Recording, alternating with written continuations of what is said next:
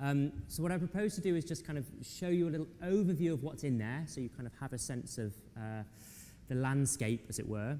And then I'm just going to pick out a few examples from both halves of the module to try and show you the kind of material that they want you to teach and some of the kind of interesting things about it and ways to approach teaching it.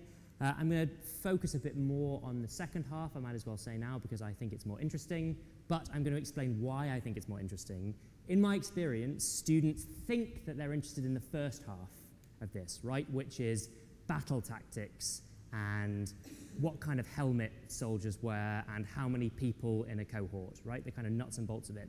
But actually, using the army as a lens onto Roman society as a whole, which is what you can do in the second module, is, I think, what students end up being more interested in. It's the more kind of expansive material. But I will show you both and let you make your minds up for yourselves. So this is just a rundown, or kind of taken straight from the syllabus, of what's included, right? So how the Roman army and navy were paid for, recruited and trained in the imperial period, the structure, organization and command of the army and navy, which includes in particular how a legion was organized, right? How it's broken down, how many people in different segments, and then what a legionary fortress looks like. And I'll kind of show you pictures of that.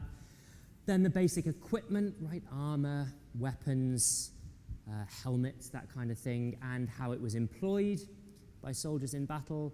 And then some tactics and formations used by both army and navy. I'm going to focus on the army today. But they're interested in both. We know more about the army, to be honest, which is why there's more material in the syllabus on the army. And there are two prescribed sources here, which I will show you both of, two objects. Edith is going to talk about a text later in a bit of detail, so I thought I would focus on a material object to show you the kind of way you can start to extract material from that. I should say there are two prescribed sources for 4.3 and four prescribed sources, so images or objects, for 4.4, but the syllabus is clear that you can look at others, right? That these are just the kind of set ones, but you're encouraged to use other images as well, and I've included a couple to try and kind of show the way that other material will complement the formal material that's given on the syllabus.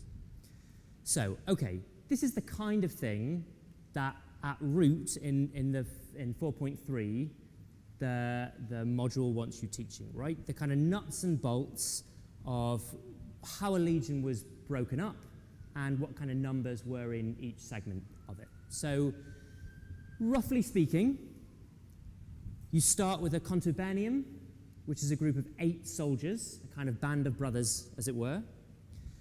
A century is made up of 10 contubernia, right, which gives you 80. 80, you will note, is not 100. Century does not have 100 soldiers in it, right, which can be confusing, right? It has 80, and then it has 20 sort of support staff, as it were. Each contubernium has 2 kind of supporting auxiliary members.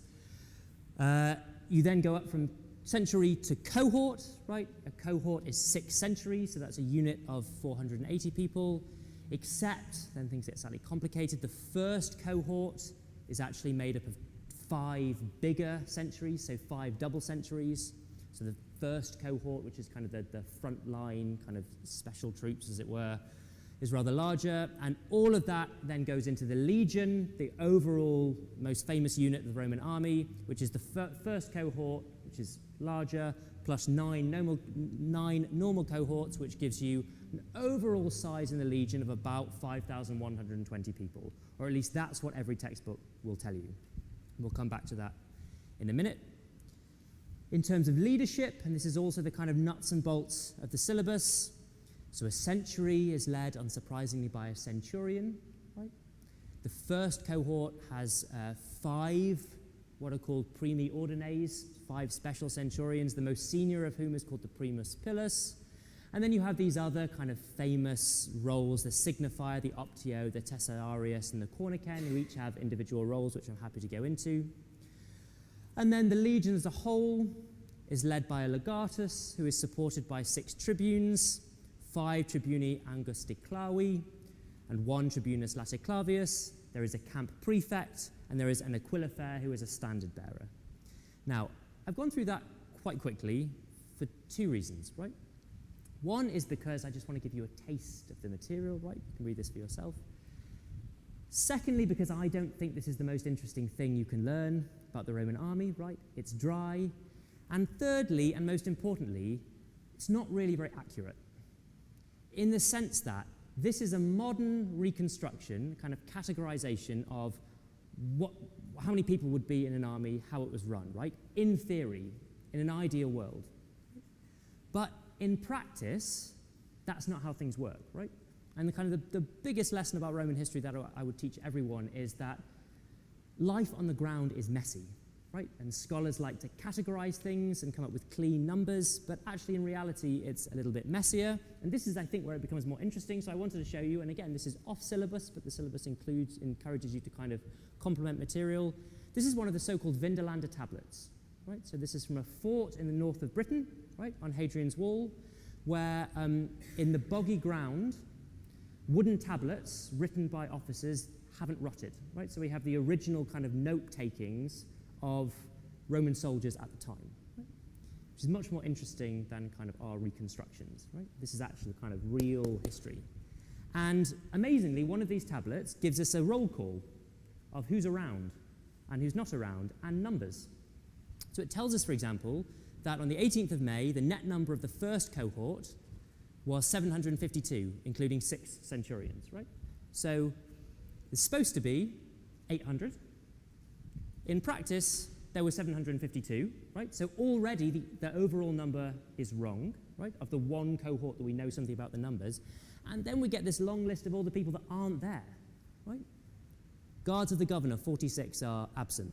Centurions, 2 are absent, 1's in London, and then it's a bit fragmented, so some others are missing as well. Total absentees, 456, right? So out of 800, 450 of them aren't there from a fort on the Roman frontier.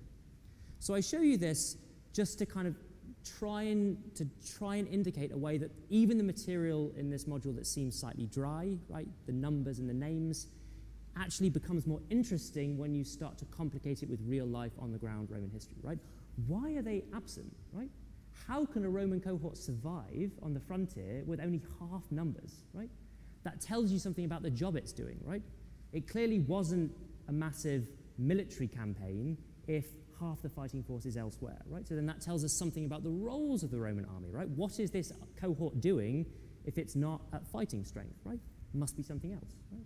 It also tells us something about illness on the frontier, etc., right? So this is, I think, where kind of the Roman army gets more interesting. But again, this is just by way of an example, right? Second example, structure of the fortress. This is the first of the objects, the prescribed sources. This is a kind of schematic drawing of the biggest fortress in Roman Britain that's been excavated, the fortress in Chester, of which you can still visit parts. And the exercise here with students is to identify the various different parts, right? So they want you to know the different roads, right? This road here at the front, the Via Praetoria, the Via Principalis, the Via Quintana. Then after this main road, you have the Principium right in the start, which is the kind of central, where the legatus lives, the kind of center of the camp. The fortifications are of interest, right? So usually in a Roman fortress, you have a ditch on the outside and then a kind of balustrade of some kind, originally built in wood, later often built of stone, depending on how permanent the fortress is. And then the amphitheatre, which you can see partially in Chester, is quite well survived. You can still see it in the city. Is a gathering point, it has to be big enough to fit the whole army, right? So this is the kind of exercise in which you're engaged. And again, in practice, very few of the forts we've excavated map exactly onto the ideal model you will find in the textbook, but the differences are interesting, right? Why was this fortress in this particular place built slightly differently? Why was it built on different ground? Why was it built a different material, right? The detail, the complexity is where I think the interest lies. And one more example, because this is the second prescribed object, right? This part of the syllabus is, as I said, interested in equipment. And one of the prescribed sources is a bronze statuette of a legionary, which is actually in the British Museum, so you could pop outside later into the air-conditioned British Museum and go and have a look at it. And again, what they want students doing is identifying different parts of the legionary's kit and what he wears. So I've just kind of indicated quickly the helmet, right, which includes the space for a plume on top, a tunic over which is worn the so-called lorica segmentata, which is the name for basically sheet metal armor. So it's kind of strips of leather on which are attached strips of metal, so it's both flexible and hard wearing. The sporran, which is a leather skirt, right, origin of the kilt, some think. And then leather sandals, of which we found numerous examples on Hadrian's Wall, for example. They also want you to know all about the weaponry of a legionary, so shield, sword, dagger, spear, but slightly unhelpfully, the example chosen doesn't actually have any weapons, right? But that in itself, I think, is interesting, right? Why was this statuette of a legionary made which didn't have his weapons, right? What does that say about the self-identity of this particular legionary? Were there weapons that had been lost, or was that not the most important part of the way this individual wanted to be represented or how others represented him? I also wanted to show you something extra here, again, to just try and show that in reality, things are more complicated than the basic images. So this is also from your period. I'll talk about this a little bit later. This is the so-called Tropaeum Traiani, which is an image of soldiers fighting under the Emperor Trajan.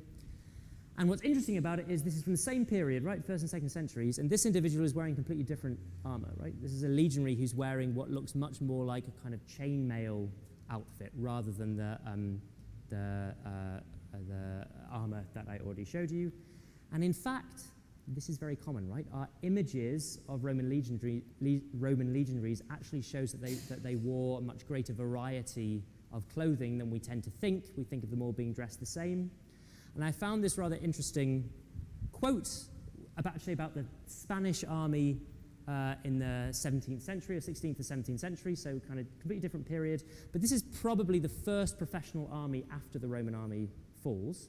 And famously, it had no regulation for dress, right? And at the time, an officer said, there's never been a regulation for dress and weapons in the Spanish infantry, because that would remove the spirit which is necessary in a soldier. It's the finery, the plumes, and the bright colors which give spirit and strength to a soldier so that he can, with furious resolution, overcome any difficulty or accomplish any valorous exploit, right? So in this 16th century army, the idea was everybody would dress uniquely so that they would feel special and thus fight better, right? We tend to think about armies in the Roman army as being very regimented or dressed the same. In fact, that's a modern innovation. And the images we have from antiquity actually suggest that for Roman soldiers as well, there was a lot of variation, right? We think that all those images you see of Roman soldiers, they're always dressed in red, right? No real evidence for that, right? We have some red examples, right? But we have other examples as well. And the evidence suggests that Roman soldiers were pimping their own outfits, right? As much as they could, right? That they would dress up their shields, they would wear different colored plumes, right? So again, this kind of what I sometimes think is that kind of a little bit dry pictures of identify this bit of the legionary is actually much more interesting when you get into the detail of it. That people are dressing differently. Yes, this is one type of armor, but actually there's kind of a lot of different material out there. So again, this is just little kind of sound bites from or kind of samples from the course to show you the sort of thing that it includes. And in the interest of time, I'm going to move over to the second module, right, the Romans at War, which is a bit more kind of social history based and is focused on two historical moments, right? The Battle of Actium and Trajan's campaign against the Dacians. And I will come back to this, what exactly they cover, but you can see here you're supposed to look at key events and individuals, these individuals being Octavian, Marcus Agrippa, Mark Antony, and Cleopatra, the significance of the battle and how it was commemorated, and then for Trajan's campaign against the Dacians, reasons for the war, presentation of warfare in the material sources, image of Trajan as emperor, pursuit of military glory, and victims of warfare. And for this, there are 4 prescribed sources, 4 prescribed images, which I will show you in brief. But before I go into the detail of this, I thought it would just be worth kind of stepping back for a second, looking at the background of this period. I know some of you know about this period, some don't, and that you've actually already been doing some Roman history, but I thought it would be useful to situate kind of Actium and the Dacian War and kind of the relationship between them. These modules are both focused on the 1st and 2nd centuries AD, which is the period that we would normally classify loosely as the early and high empire. And these two battles that they've chosen, Actium in 31 BC and the Dacian campaign in the early 2nd century, so there are actually two bits to the Dacian campaign, 101 to 102 and 105 to 106, in many ways bookend the period that the module is interested in. So again, quick walkthrough if it's interesting, just so you kind of have that span of about a century, over a century, 150 years maybe of Roman history. The Battle of Actium is often seen as the start of the imperial period, right? It represents the end of the civil war, the victory of Octavian, he who would become known as Augustus, who I know you've already studied, his victory over Mark Antony, which marks the end of that kind of troublesome period and the start of Augustus implementing what will be called the Principate, which is a gradual process. Augustus lives a remarkably long time, to AD 14, and we then get the transition of the Julio-Claudian emperors, who are the famous ones that most people have heard of, right? So you go from Augustus to Tiberius, and then to Caligula, and then to Claudius, and then to Nero, right? Nero takes you to 69 AD, so about roughly just after halfway through the 1st century. You then get what's called the Year of the Four Emperors, right? So revolution against Nero. Nero dies without heir, and you get another civil war essentially for a year, rapid kind of transition through emperors. So we go through 4 individuals called Galba, Otho, Vitellius, and eventually Vespasian, right? And Vespasian in 69 AD establishes a new dynasty, right? So we have the Julio-Claudians, then we have the Flavians. So you have Vespasian and then his 2 sons, Titus and Domitian. Then Domitian is assassinated, and then you get what's called the Nerva-Antonine dynasty, so the kind of 3rd dynasty of Rome, which starts with Nerva and then goes to Trajan in the early 2nd century. And Trajan is often seen as being the Optimus Princeps, the best emperor. And the period of the Nerva-Antonine dynasty is often seen as being the pinnacle of Roman imperial history, right? It's the so-called Golden Age. So these 2 battles that they've picked really bookend this first period of Roman history, and that's, I think, why they've chosen them. And it's also the period in which Rome has a professional army, right? Augustus is responsible for creating a kind of proper professional army. And the reason I prefer this half of the module is because the reason that the army and war are interesting is not just in and of themselves, and they are interesting, right? It is interesting looking at armor and looking at battles and that kind of thing, but it's because warfare, the way a society fights, the way it thinks about fighting, the way it commemorates fighting, is a window onto that society as a whole, right? So actually, when we're talking about these battles, we're not just talking about who fought who where, right? Who died when and where. We're talking about what was important in the Roman world of that day, right? How did politics work? Why was the army important to politics? How was the army knitted into wider culture? In other words, the reason this is really interesting actually is that these 2 battles they've chosen that bookend the period actually are snapshots into the changing nature of the Roman world, right? The Roman Empire of Actium, or the end of the Republic, early empire, is a completely different world from the early 2nd century, and you can see that in the way that these different battles play out. So that's my kind of pitch for why this is interesting. Okay, so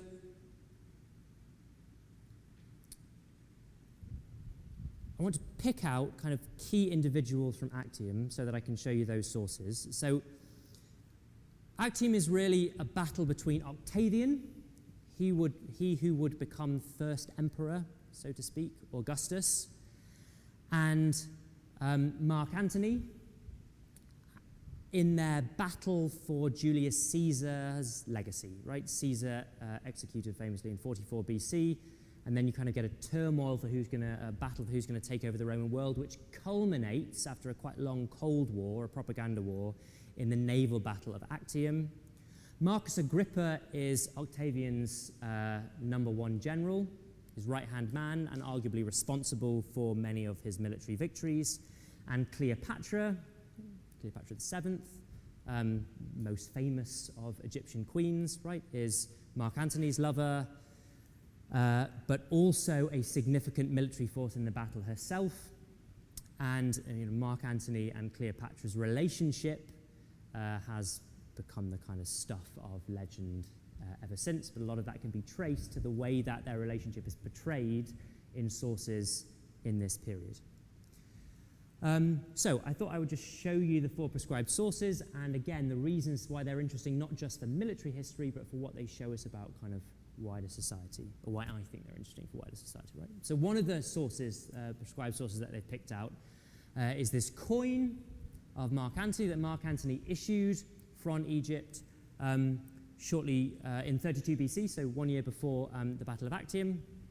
And it's interesting in and of itself, and then interesting in comparison to one of the other sources that is prescribed for you. So in Roman coinage, numismatics, the study of coinage, numismatics as it's called, there's kind of 2 sides, the obverse and the reverse. So the obverse has a Roman galley, right, you can see from the oars, and then various legends on it. So the writing, which is a little unclear in the image, says, and that's Antaug, which refers to Mark Antony's position as augur, which is a Roman religious office. And then down here you see these 3 lines, and then VIR, right? That refers to his role as a triumvir, which is a specially appointed Roman office that he shared with Octavian. Triumvir rei publicae constituendi, so the 3 men put in charge of fixing the republic. Right? And then on the reverse, you can see you've got these legionary standards, and then the aquila, the eagle, right, the symbol of the legion, and then Legio 6, right, the 6th legion. This is interesting because this is overtly, even ostentatiously, Roman imagery, right? Which is not particularly surprising, right? Mark Antony is portraying himself as a duly appointed Roman official holding both civic and religious authority, right? Now that's interesting because of the way that Octavian, his enemy, was portraying him in the same period. Because what we actually get here is a propaganda war where Mark Antony is pitching himself as the proper representative of Roman authority, but doing so from Egypt, and Octavian in Rome says Mark Antony's gone native, right? He's gone to live in Egypt, he's hooking up with Cleopatra, she's corrupted his mind, right? Female orientalizing effect, right? These are stereotypes of the day. He's no longer a proper Roman general, thus Octavian says, I'm not going to war with another Roman, right? This is not a civil war. This is a foreign war of conquest, right? Us versus Egypt. And you can see this on the second of the prescribed images, which is a relief commemorating Octavian's victory at the Battle of Actium. And what I wanted to flag up is just this little image here, right?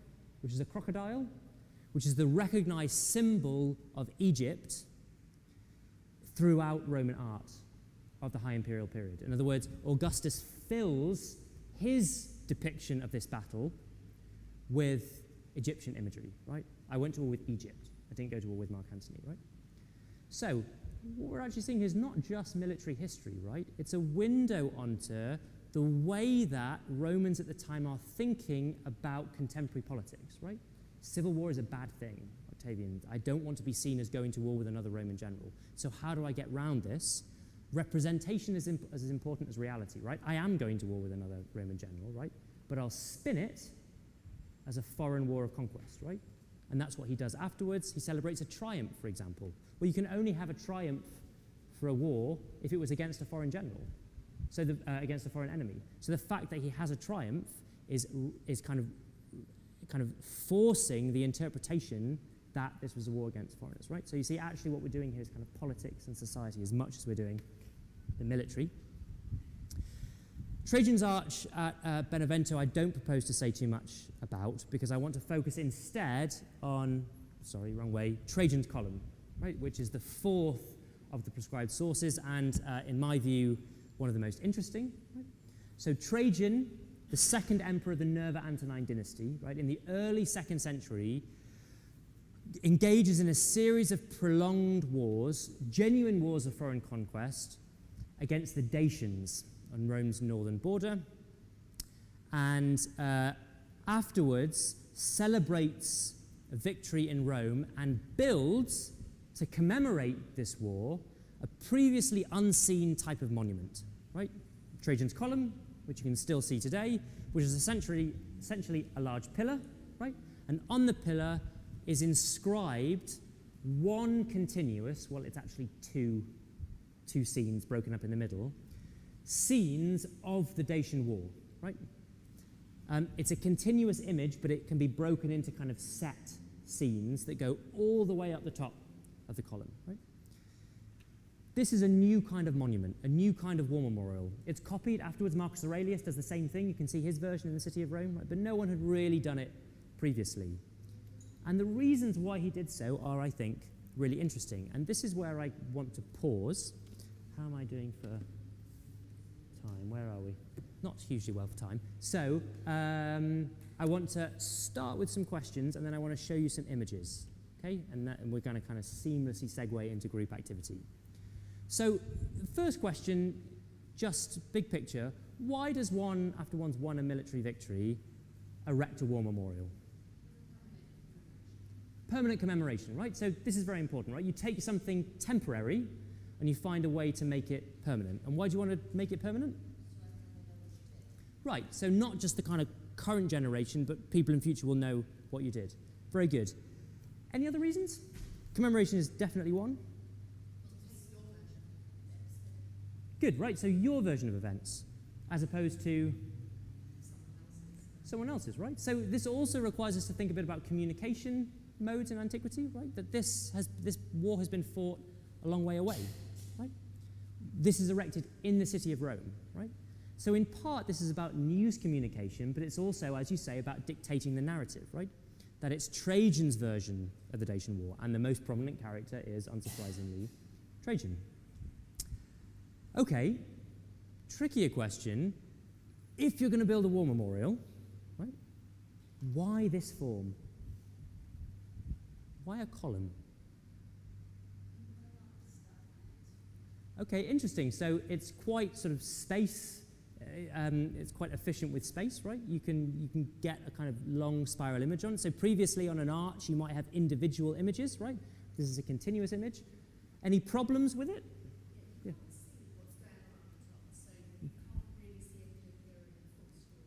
This is a great question, right? This is one of the kind of prolonged scholarly questions about the arch of the column of Trajan, right? Could anybody actually see it, right?